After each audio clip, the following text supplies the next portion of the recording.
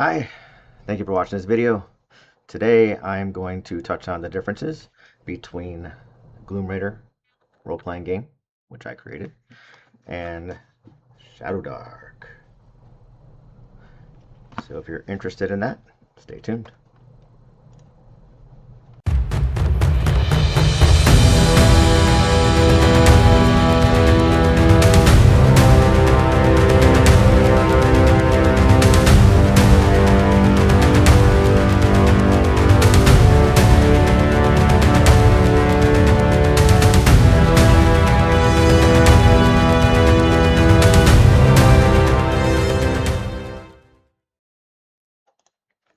Hey there, Bradley Loudata here, author of the Gloomraider RPG. The purpose of this video is to go over the differences between Gloomraider and the Shadowdark role-playing game. I'm keen to say that simply Gloomraider is like Shadowdark, but with more old school mechanics. And I guess it's a pretty fair assessment, but it's not, it's a pretty simplistic explanation. I will say this, between the question of would you play Shadowdark or Gloomraider, why would you play Gloomraider instead of Shadowdark? I will say that if you are a fan of 5th edition D&D, heck, even 3rd edition or 4th edition D&D, and you're also a fan of Shadowdark, then Gloomraider, I don't think is necessary for you. You're good to go. Shadowdark is a very awesome role-playing game to get that old school feel. So Gloomraider came about because after running my over a year long Shadowdark campaign, I was getting ready for the second one. The characters had made it to 10th level in Shadowdark, and so I'm ready to go again with a new campaign. And I thought I wanted to add some old school mechanics from like basic D&D, AD&D, that kind of thing. And it just became much more than that. And so kind of looked at it, it was kind of its own new RPG spawned off of Shadowdark. But it's, I would say Gloomraider, if you're into older D&D, like mold-based basic AD&D, if you like the OSR role-playing games like Basic Fantasy, Old School Essentials, Osric, Adventures Dark and Deep, Castles and Crusades, but you also want to play a game that's like Shadowdark, then Gloomraider might be for you. So in this video, I will go over those older school mechanics that I threw in the game. So stay tuned. All right, here we go. This is the cover of the Gloomraider Basic set. This is available for download for free from DriveThru RPG. You can check it out. Also, it's a pay what you want. All the money that I make from this goes towards paying for artwork. I'm still behind on how much I've spent on artwork versus how much I've gotten, but it definitely helps. Anyways, just keep that in mind. That's what the money is going towards. Speaking of the cover, I'd like to touch on the artists really quick. Cover art here, John Skowski. He also did the cover art for my Risen from the Tomb little low-level undead book. And Austin Darby, listed second. I put his internal art here in this book, but he also did the cover for my Denizens of the Gloom book, which is just regular monsters, some low-level monsters. And just so you know, I plan on updating or increasing the number of monsters in those books. So if you've already downloaded them, I think you probably get a notification when I add monsters to it and just get the latest download. So now let's get into some of the rules mechanics I changed. Oh, real quick, this little forward essentially says that inspired by the late 70s, early 80s D&D, which would be like Advanced Dungeons and Dragons and Tom Oldbay's basic set, and Gloomraider RPG. That is my inspirations for Gloomraider.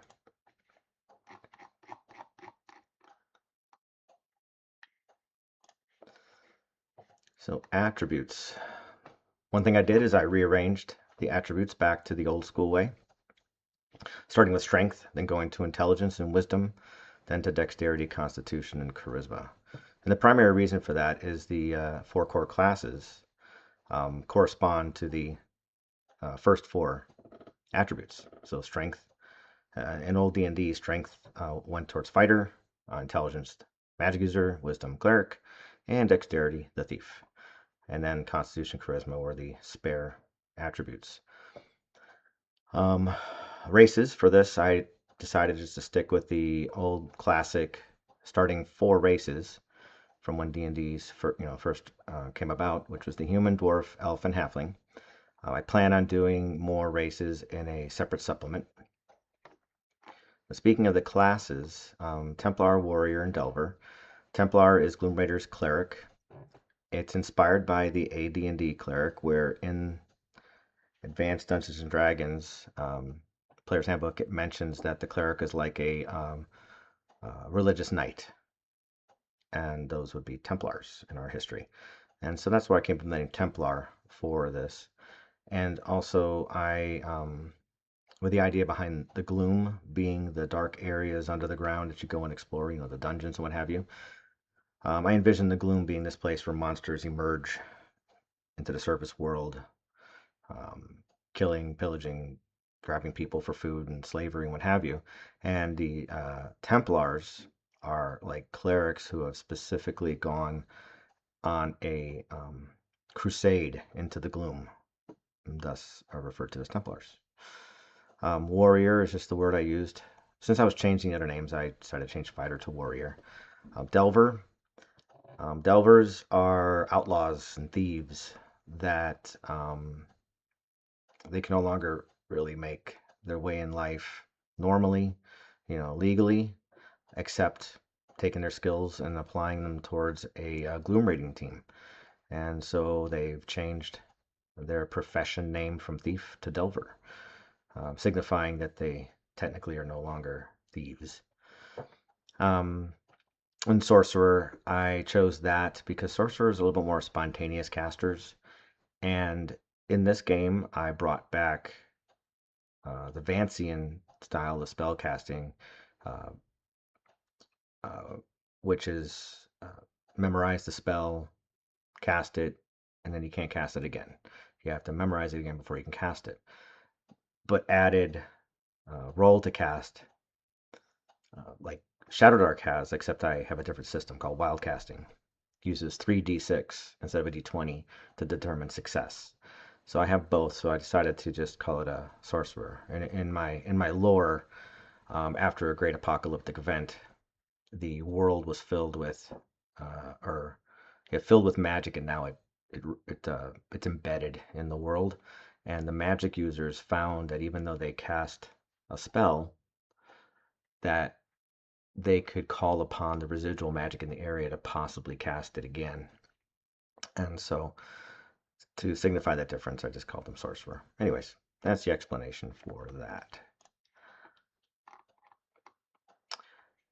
In order just to, maybe a little paranoia, but to make sure I avoided copyright issues with D&D, I changed some terms. And if Gloomraider ends up becoming a full production RPG, which I hope, I may change it back to D&D terms if I can do it without copyright issues or what have you. I'll have to talk to a legal person on that. But for the time being, I changed these. Difficulty level would be like a difficulty check, a DC, in like 5th edition. DS would be equivalent to armor class in D&D. Cumbrance value works very similarly to the gear slots in Shadowdark. Life dice instead of hit dice, and life points instead of hit points. And I believe I got those from a role-playing game called Challenges Game System by Tom Moldvay back in the 80s. And when he released it, he was trying to avoid issues with AD&D, and I think he changed it to that. So I think that's where my inspiration came from. And I think I got inspiration for Cumbrance from Castles and Crusades. I want to say that was when I was trying to come up with something else, and I came up with Encumbrance, I bet. that's an influence from Castles and Crusades, because I think they call it encumbrance. Moving on to attribute scores. Okay, so here's one of the big ones that things that I changed from Shadowdark that's more old school D&D is I changed the attribute chart instead of linear to the bell curve, which was classic, basic, like Moldvay's basic set. And so the average is 9 to 12 instead of 10 to 11, and you end up with modifiers between -3 and +3. That was kind of like the first thing I was changing in my Shadowdark game, just to kind of do that, and then it just kept going from there.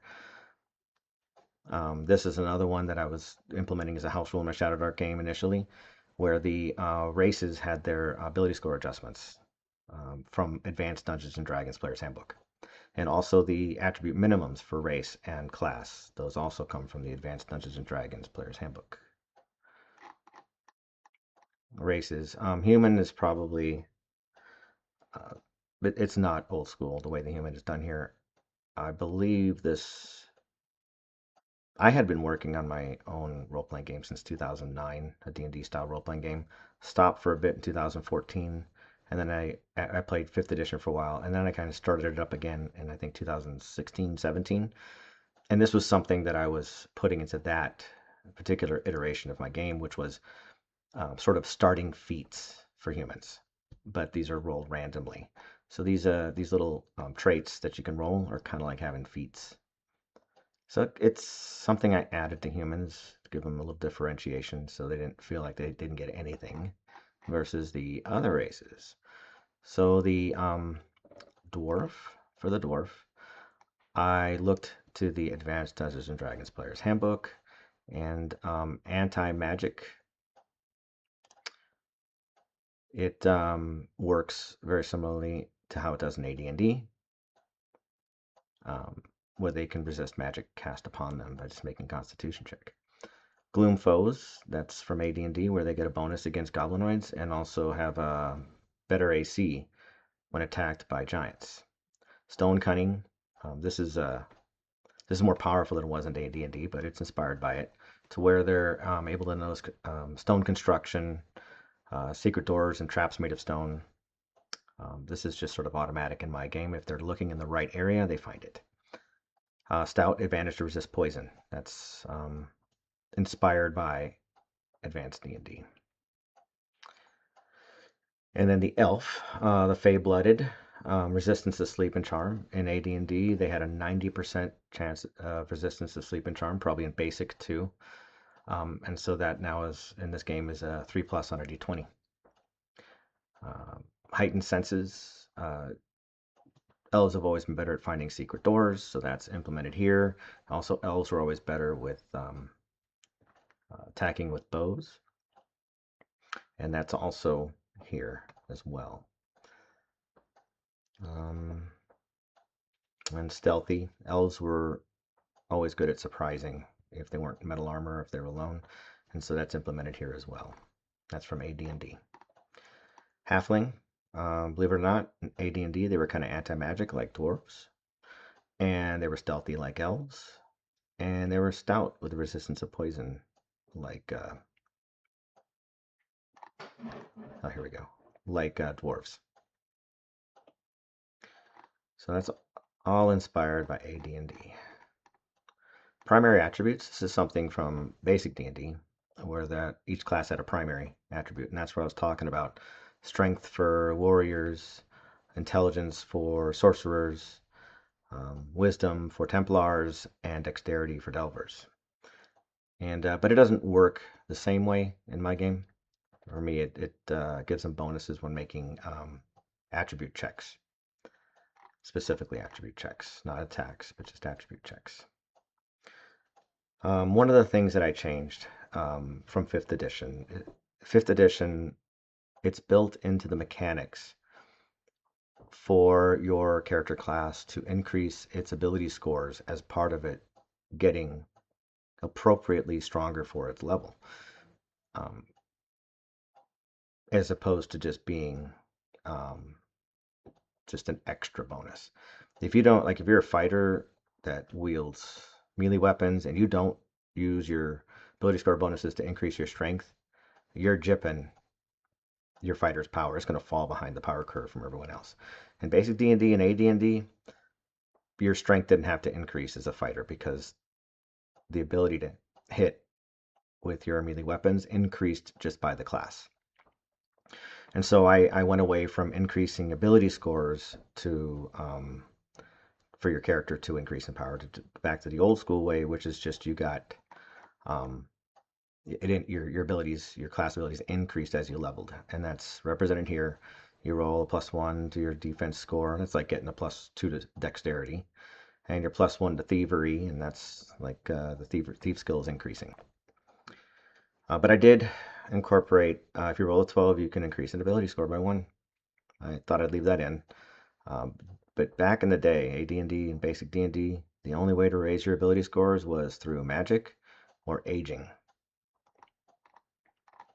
There was no mechanic for it. That started in 3rd edition.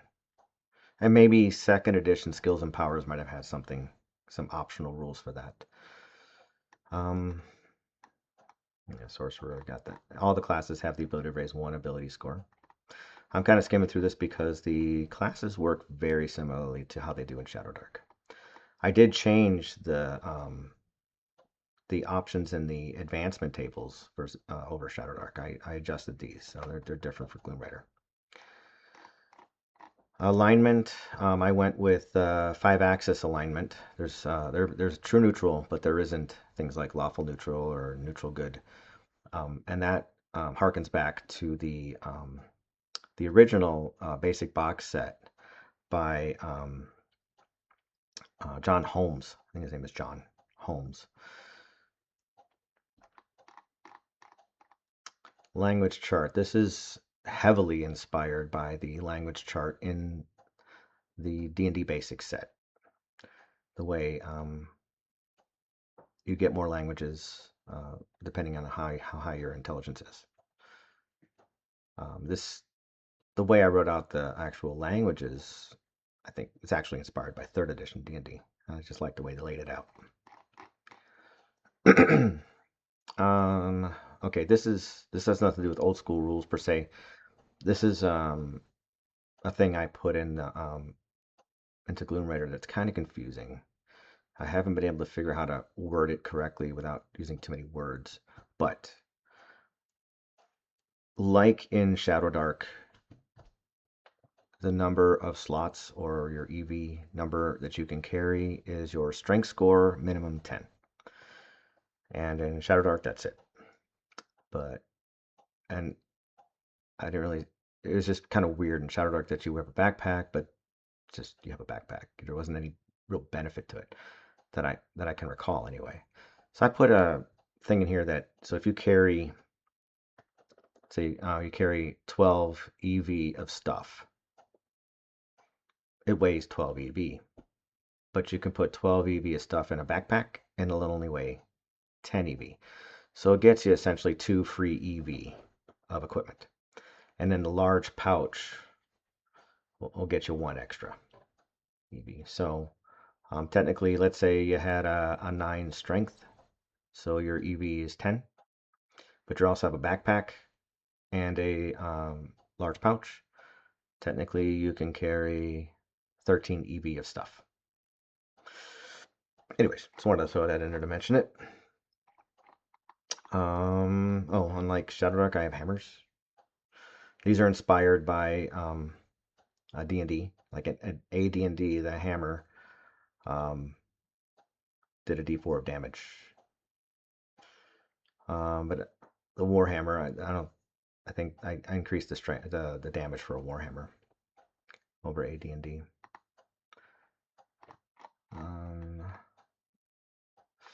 I brought over suit armor from BECMI, BECMI, which is Basic, Expert, Companion, Masters, Immortals. Anyways, in the Rules Cyclopedia, they have suit armor. I'm not sure which of the BECMI the suit armor was introduced, but I thought it was neat. You'll get advantage on area effect checks versus cold, fire, and acid if you're wearing suit armor. And also you get -1 damage per die. Level advancement, I brought back the old 1 XP per gold piece. So that's an old school XP rule. And also XP is up in the thousands again. So this is back to more old school D&D stuff. And training. To get to second level, you don't need training in Gloomraider. But to get to third level and going on, you'll need to pay for training. And the rules are in here how to do that. Okay, let's see. Rolling dice.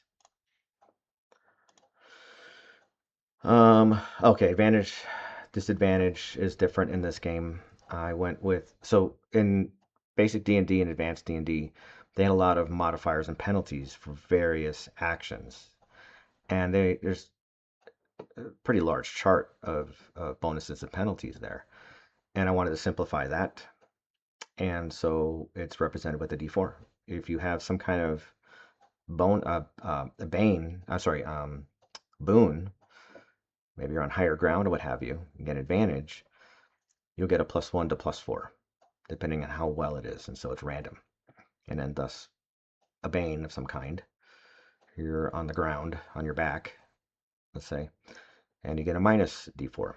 And the D4 I got this from 3rd edition Bless Spell, if I am not mistaken, where I believe the 3rd edition Bless Spell, you would just get a D4 to your D20 roll, like to attack. And so I thought that was elegant and just put that in there. Natural 20s in this game. So basic D&D and AD&D, there was no critical hit on a natural 20. Natural 20 just meant you hit. Like, let's say you had a +1 to hit, essentially, and the armor class you're trying to hit was a 22. I mean, in D&D it was different. We're talking, that'd be like a armor class of -2 in AD&D. So anyways, you roll a 20 +1, it's to 21. It's not enough to hit the AC. But because you rolled a natural 20, you still hit. So you always had a 5% chance of hitting, whether you had enough bonus modifier to hit or not. So that I incorporated here. But I also incorporated that the damage will be maximum. So any dice rolled are considered maximum, written right here. And attack roll automatically hits, even if D20 plus modifier would normally miss. There we go. A natural 1, just even if your bonuses meet the AC of what you're attacking, if you roll a 1, you miss. Just 5% chance you're going to always miss, 5% chance you're going to always succeed. But it's not a 5% chance you're going to always do double damage and a 5% chance you're going to have a critical failure of some kind. But I did incorporate double damage in here. And I'll get to that in a sec. Okay, I'll come to it now.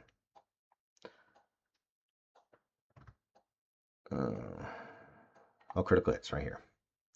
So if your attack roll is 10 or more than the essentially the AC, the target's DS, the AC of the creature attacking, you deal twice the weapon die damage. But check this out. Let's say you roll a natural 20, and that results in 10 or more than the target's AC. Not only are you going to roll twice the damage, but that damage will be maximum. So you just do maximum double damage. So that's how it'll work in this game. Let me come back here real quick to use initiative. Initiative, I went back to essentially side initiative. Back in the day, you rolled a d6 for initiative. Whoever had the highest, well, technically, whoever had the highest went first, or lowest went first. Gosh, I can't remember. Anyways, I put that in here, and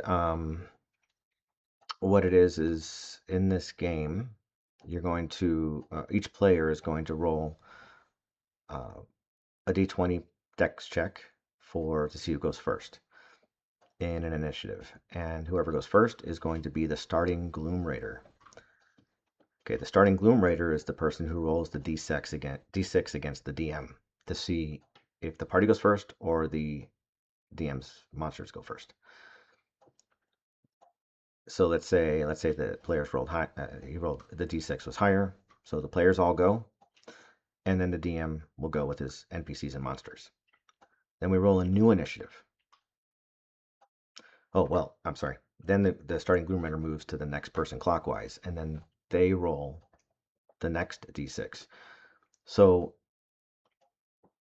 what happens is, if let's say you have 6 players and the combat goes 6 rounds, every player is going to get a chance to be first in the round. But who's first in first round is determined by a dex check. But then it goes around counterclockwise or clockwise after that. But what this also means is that, let's say the monsters one initiative go first, so the DM would have all the monsters go, and then all the players would go, starting with the starting Gloomraider. And the players are free to change that up however they want. It's their turn. So they determine how things are going to go. So like, let's say the first person starting and they don't need to go first. They need someone else to go first. Just talk amongst yourselves. It's free flow. It's your turn. It's your whole group's turn. But so then the next that round's over, and starting Gloomraider goes to the next person clockwise. They roll a d6. If they win, that means the players go again. So that would mean the players go twice back to back. Also, the monsters could go twice back to back. That's how it was in old school D&D. So that's incorporated in here.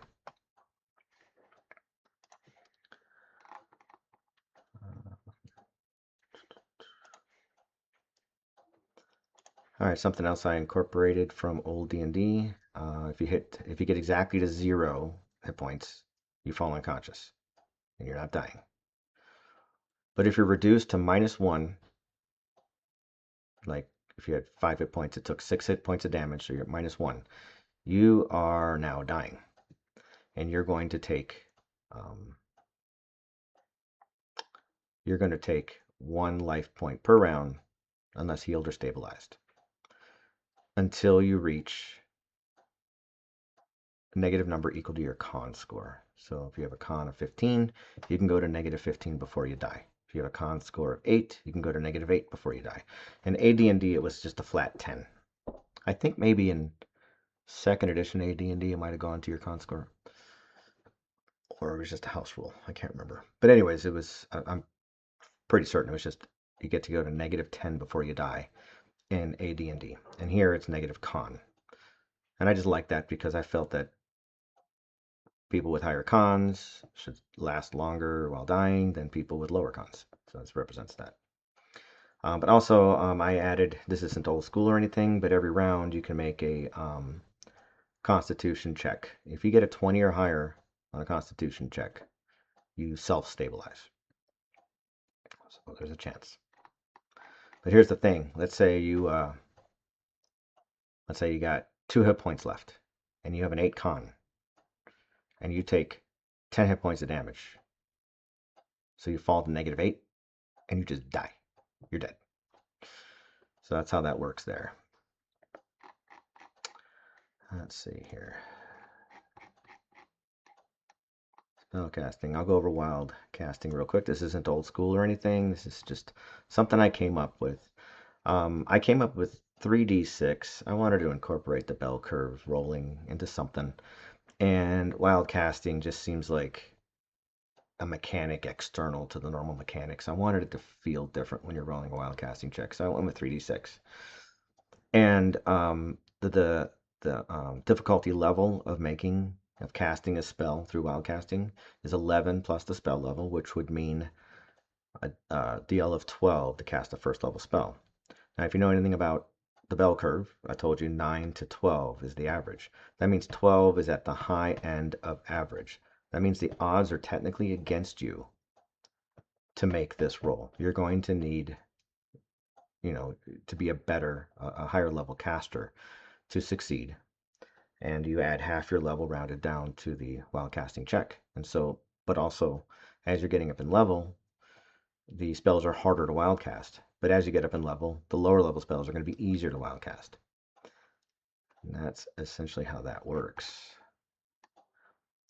Critical success, because it's on a bell curve, it isn't just a straight, like on a d20, a 1 or a 20 is a success or fail. We're going to go with, if you fail by 5 or more, you've had a critical success on your spell. And if you fail by 5 or more, did I say fail? So if you pass by 5 or more, you have critical success. And if you fail by 5 or more, you have a critical failure. And I wanted to incorporate similar kind of failure issues as Shadowdark has. So you got your penance for clerics, and you've got your miscasting table. Now, I for my games, I'll use this, but also I'll probably use the ones in Shadowdark. I think that's it. The spell list. So with the spells, I looked to the basic D&D, there's basic D&D to get the spell list. And then I looked to AD&D to get how the spells worked. And so then how the spells work in Gloomraider are very much associated with how spells work in AD&D, as opposed to Shadowdark or even 5th edition. That's it actually of the old school mechanics, if you will, that I put into my Gloomraider. So thank you for watching this video. I hope it was enlightening or educational and helped you decide whether you think Gloomraider might be a game for you.